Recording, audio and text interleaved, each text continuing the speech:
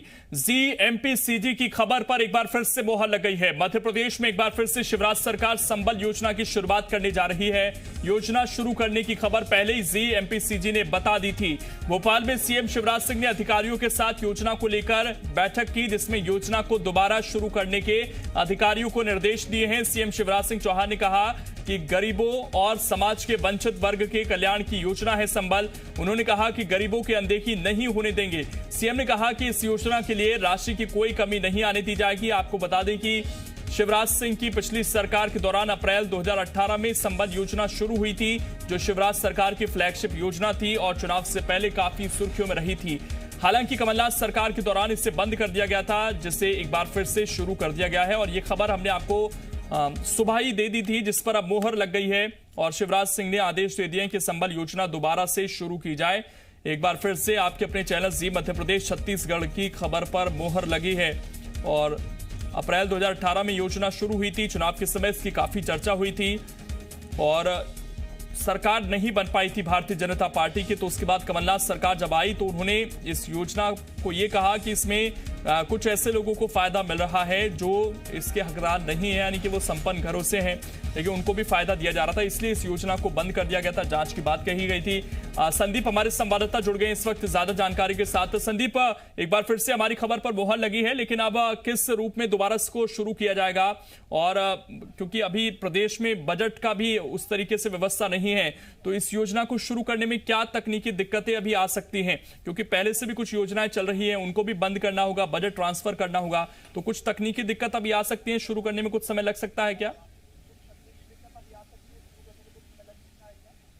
देखिए, जो तकनीकी रूप से बहुत ज़्यादा दिक्कतें नहीं है, केवल जो इस योजना को तोड़कर कमलनाथ सरकार ने अलग योजनाएं शुरू कर दी थी।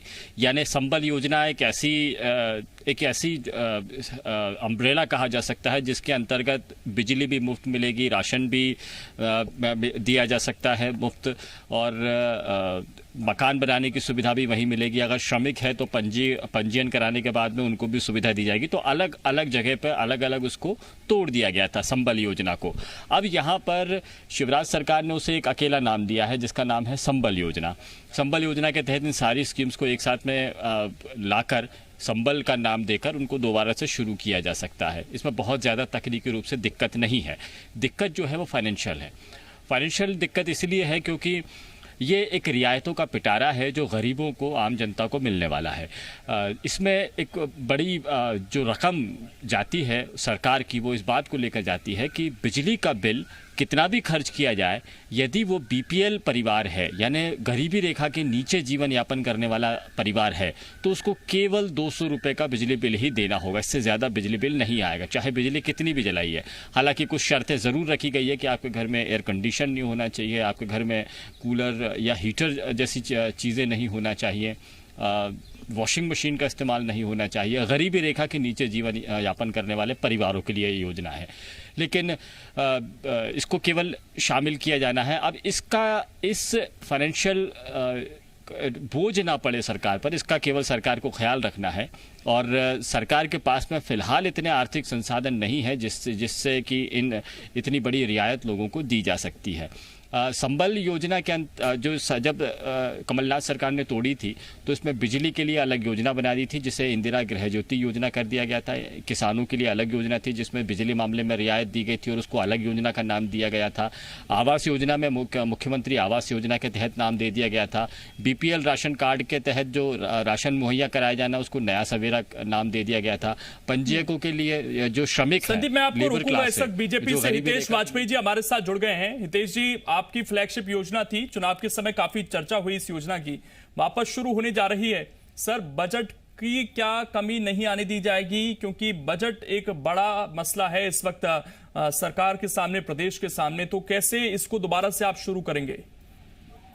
देखिए, कमलनाथ सरकार अपने आर्थिक कुप्रबंधन के लिए कुख्यात थी और उसका एक बहुत बड़ा उदाहरण आपने देखा होगा, अभी खबर आई होगी कि गत वर्ष उन्होंने, सोचिए हमारे 80% जनसंख्या खेती किसानी पर आधारित है, फसल बीमा योजना का प्रीमियम तक नहीं दिया, जो लगभग 2300 करोड़ रुपए होता है। तो आज सोचिए वो पैसा शिवराज जी ने हस्तांतरित किया है केंद्र को। तो आप समझिए उससे कितना बड़ा संबल मिलता है किसानों को, और विपरीत परिस्थितियों में कितना बड़ा कवरेज मिलता है जो आज जिससे हम गुजर रहे हैं। तो आप समझ सकते हैं कि वो उनकी प्राथमिकता ही नहीं थी, और उसका कारण था कि उन्हें मध्य प्रदेश की समझ ही नहीं थी। इसी प्रकार जो संबल योजना थी वो बेसिकली एक अम्ब्रेला स्कीम है कि जिसमें लगभग 16 स्कीम्स को उन्होंने क्लब करके हम उसको किस प्रकार से हितग्राहियों को तय कर कर उसके माध्यम से जीवन के उसके विभिन्न आयामों में उसकी मदद कर सकते हैं। क्योंकि सरकारें अंत्योदय के लिए होती है, अंतिम व्यक्ति के लिए होती है। भाई जो मजबूत आदमी है समाज का वो तो अपने लिए खुद कर ही लेता है। तो स्वाभाविक है कि प्राइमरी सेक्टर का या गरीब आदमी उसके लिए, और इस समय आप समझ भी रहेंगे पूरे देश में कॉल है कि हमको उन लोगों की मदद करना चाहिए। तो मुझे लगता है ये तो बहुत पहली प्राथमिकता का विषय है आज शिवराज जी ने जिसको एड्रेस किया है, क्योंकि संबल के जो हितग्राही हैं वो देश के और प्रदेश के खजाने पर पहला हक रखते हैं। और मेरा मानना यह है कि कोरोना से जब हम गुजर रहे हैं तो आने वाली चुनौतियां आर्थिक और सामाजिक होंगी, जिसमें ये योजना उनके लिए संजीवनी का काम करेंगी। और बहुत महत्वपूर्ण इस समय के लिए ये योजना हो गई है जिसके माध्यम से उनको रिलीफ मिलेगा। बल्कि मेरी तो अपेक्षा है कि जो पैरामीटर संबल के बने थे वो कोरोना से पहले के थे। तो आपका सवाल बहुत अच्छा है। तो हमें उस संबल योजना को और उसमें रिलैक्सेशन करते हुए आगे उसको मजबूत करना चाहिए, जिसके माध्यम से हम और रियायतें उस वर्ग को दे सके, मदद पहुंचा सके। ठीक, हमारे साथ सैयद जाफर जी भी जुड़ गए, हितेश वाजपेयी जी। सैयद जी, आप लोग तो ये कहते थे कि गैर जरूरी लोगों को इसका फायदा मिल रहा है और आर्थिक बोझ बढ़ रहा है सरकार पर। आपने इस योजना को तोड़कर अलग अलग योजनाएं बना दी, लेकिन वापस इस योजना को शुरू कर दिया गया है प्रदेश में। लोकेन जी, ये बात बहुत अच्छी बात है कि जब मध्य प्रदेश में संबल योजना के खिलाफ हमारी सरकार नहीं बनी थी और हमने इसकी बहुत सारी विसंगतियां बताए थे, तब भी हितेश वाजपेयी जी मेरे साथ डिबेट पे थे। जब कांग्रेस की सरकार आई थी और हमने इसकी जांच की, जो कि सिंधिया समर्थक माने जाते हैं श्रम मंत्री महेंद्र सिसोदिया जी, उनके देख रेख में जब इसकी जांच हुई और लाखों की संख्या में लोग अपात्र घोषित किए गए, ऐसे कई लोग पंचायत ग्राम पंचायत स्तर पर मिले जिनका ये पात्रता की श्रेणी में नहीं आते थे, और उन्हें कलेक्टर की निगरानी वाली समिति ने, जनपद की स्तर के अधिकारियों ने उनके नाम वहां से हटाए। उसके बाद बहुत सारे, दूसरी चीज ये भी निकल के आई कि बहुत सारे आपात लोगों ने इसका लाभ भी लिया, फाइनेंशियल लाभ भी लिया। उसी को देखते हुए जो योजनाओं का लाभ संबल योजनाओं में दिया जा रहा था उससे बेहतर लाभ मुख्यमंत्री कमलनाथ जी ने दिया।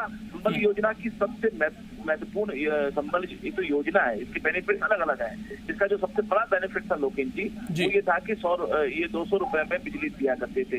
कमलनाथ जी की सरकार में तो 100 रुपए में बिजली दी और लगभग 98 लाख 1 करोड़ के आसपास उपभोक्ताओं को इसका लाभ मिला। तो 1 करोड़ लोगों को तो हमने वैसे ही इनकी योजना के हिसाब से आधा हमने कर दिया था। एक बात। दूसरी योजना की हमने जो संबल योजना थी उसकी जो योजनाएं, उसकी जो बेनिफिट्स थे और उसकी जो लूप लाइन थी उनके पात्रता की, उसको हटाते हुए हमने नया सवेरा नाम की योजना लॉन्च की थी। और जो संबल योजना में जो चीजें थी उसको हमने उसमें इंक्लूड किया था और चीजों को और उसमें जोड़ा था। तो मुझे नहीं लगता कि ये कोई नई चीज हो रही है, और मुझे अच्छी तरीके से इस बात का एहसास है कि हितेश वाजपेयी जी बड़े समझदार प्रवक्ता है और इस बात को सरकार राजनीति से हटकर स्वीकार करेंगे कि जिस प्रकार शिवराज सिंह चौहान जी की हमेशा आदत है कि बिना बजट वाली योजना बना देते हैं, बिना फाइनेंशियल प्रावधान की योजनाएं बना देते हैं, और ऐसा कई बार हुआ है। वही प्रकार का सैयद जाफर जी, मैं आपको रोकूंगा, हमारे सहयोगी संदीप भी इस वक्त जुड़े हुए हैं, वो एक सवाल आपसे पूछना चाहते हैं। संदीप, सवाल पूछिए। जाफर साहब को केवल इस बात पर आपत्ति है क्योंकि इसमें कोई गलत नाम इसमें जोड़ लिए गए थे।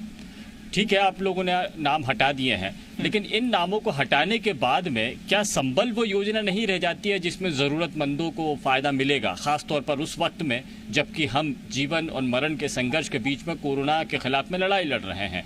ऐसे दौर में गरीबी रेखा से नीचे जीवन यापन करने वालों के लिए अगर ये दोबारा से संबल योजना शुरू की जाती है तो कांग्रेस में इसको किस बात का परहेज हो सकता है? सैयद जाफर साहब। संदीप जी, हितेश जी और लोकेन जी, देखिए मैं बड़ा स्पष्ट करना चाह रहा हूँ कि ऑलरेडी ये योजना नया सवेरा नाम से चल रही है।